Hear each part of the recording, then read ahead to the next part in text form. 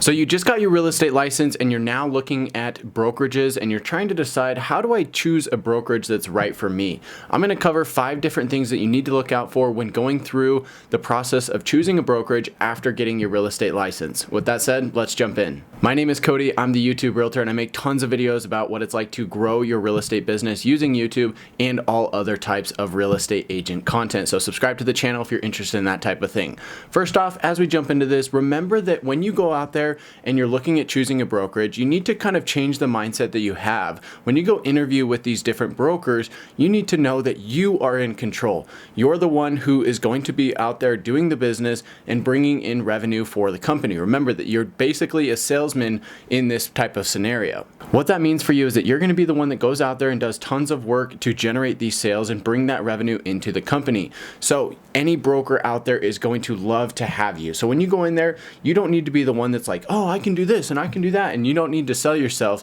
You really need the broker to sell them to you, right? So that's the first thing you have to remember when trying to choose a brokerage. A lot of people get this wrong. I got it wrong when I first got in the business, and I don't want you to make that same mistake. Every single broker out there is going to love to have you, and they're going to try to tell you everything that you want to hear in order to bring you on board. They're going to give you this massive sales pitch and say, oh, you can do this and I can do that, and here's my experience. And sometimes it can be a little bit hard to filter through all of that. So that's why this video is important for you. We're going to talk about some of those other things you have to look out for. The next thing that you really need to look for when trying to choose a brokerage is that you need to look at what type of training they're going to offer you.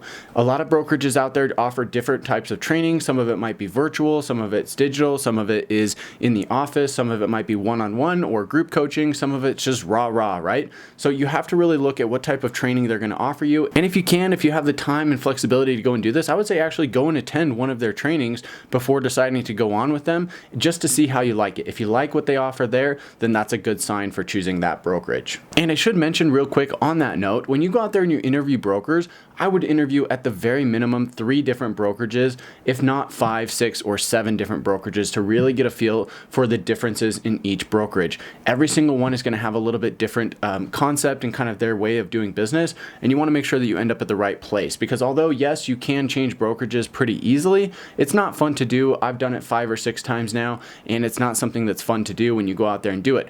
If you need to, you can do that, and sometimes there's better opportunities. Sometimes the grass is greener at another brokerage, so don't be afraid to do that. If you make a mistake, you end up at the wrong place, you can change it, but it's ideal if you can get into the right brokerage right from the beginning.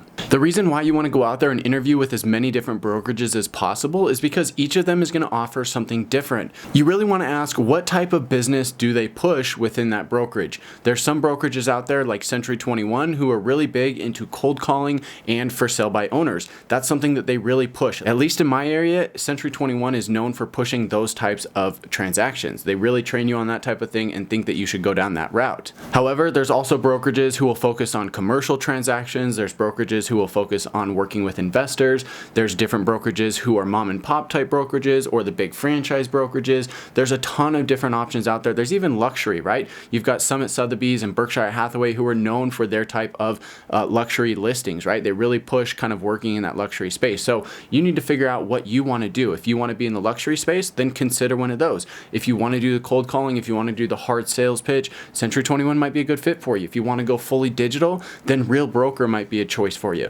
These are all different types of options that you need to consider when going out there and choosing a brokerage. Now, as we jump into this next one, if you haven't already, I would actually recommend getting out a notepad and writing some of these things down and then coming up with 2 to 3 different questions on each of these points for when you go and actually interview with these brokers, right? If you ask them these questions, that's going to give you a really good sense of what type of training they offer and what type of brokerage they actually are. So the next thing on our list here is leads. Are they going to provide you with leads? Are they going to give you leads who come into the office? Are they going to give you phone calls? Are they going to give you open houses to sit on? What type of leads are they going to give you? Right now, a lot of brokerages are offering Facebook leads or Google leads, or maybe even Zillow or Realtor.com leads. These are all internet leads. People are going online, searching at homes, and they're going to call in and say, hey, I'm looking at this house. Can you help show it to me, right? So that's a very common lead structure right now. Some brokerages will offer this, but they are going to take a higher commission split for those types of leads. Some brokerages won't offer any leads at all. They simply give you a little bit of training and you're on your own, but you're going to keep much more of that commission each time you close a deal. deal. If you need more information on commission splits and how that works, I've got a video that I made on that here on the channel as well. You'll find it up here in one of the sides here, and you can find a link to it in the description below or on my channel. So go check that out if you need some more information about how the commission splits actually work between brokerages and teams. Now, the next thing that you should be looking for when interviewing brokers is, do they have a team that you can potentially join?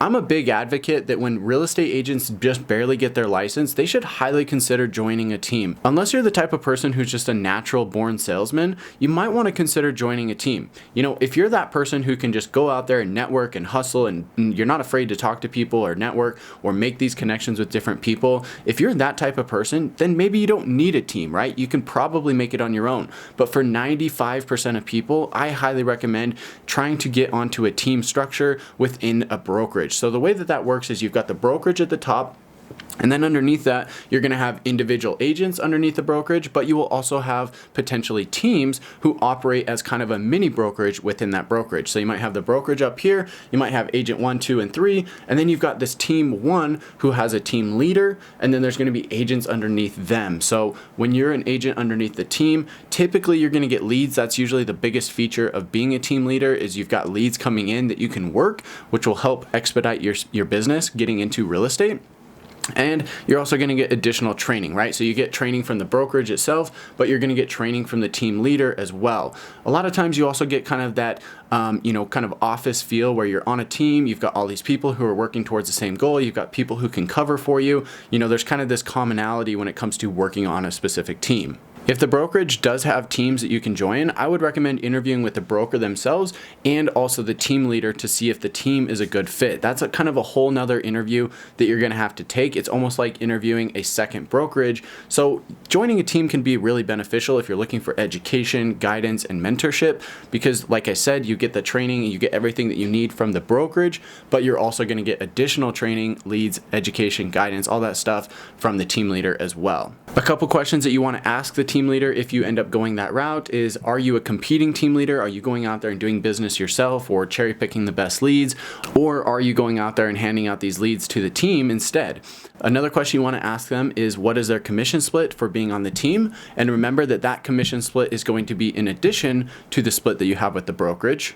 And you also want to ask them what type of team leadership and culture they have within the team, and try to meet some of the other team members as well, just so you get a good sense of who you're going to be working with.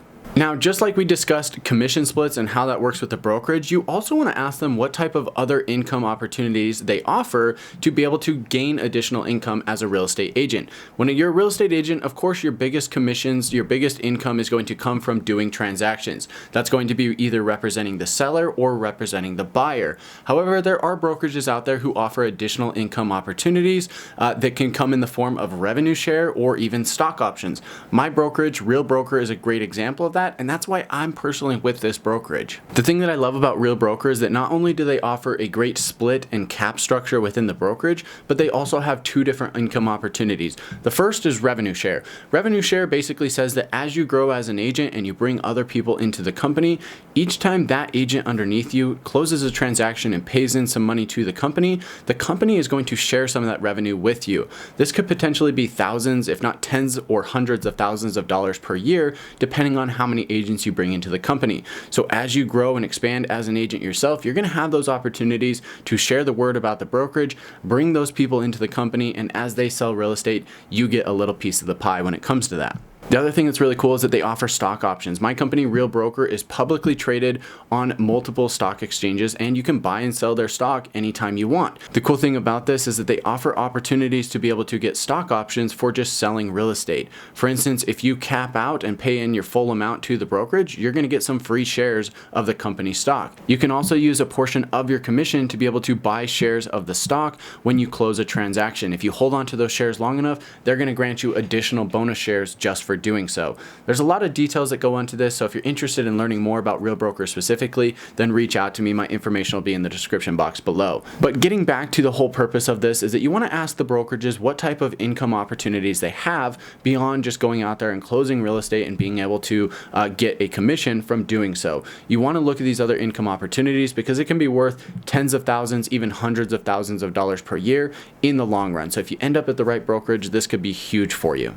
Now, we just have to reiterate this, and I know that this is going to come up in your interview with these different brokerages. You're going to go out there, and like I said, these brokers are going to sales pitch you on everything you want to hear. You want to look for somebody who's going to give it to you honest, and they're going to say, hey, this is going to be hard. You're going to go through these challenges. You're going to have to learn how to do this. You want somebody who's honest and transparent in this whole process, because when you're choosing a broker, like I said earlier, you really want to try to end up at the right one right from the start if you can, rather than having to bounce around from brokerage to brokerage. The last thing that I want you to remember is that your success in the real estate world is not solely defined on what brokerage you're at. I see a lot of agents who join a brokerage, don't find any success there, they don't really close any deals, so they join a new brokerage thinking that that's going to be the fix to their problem.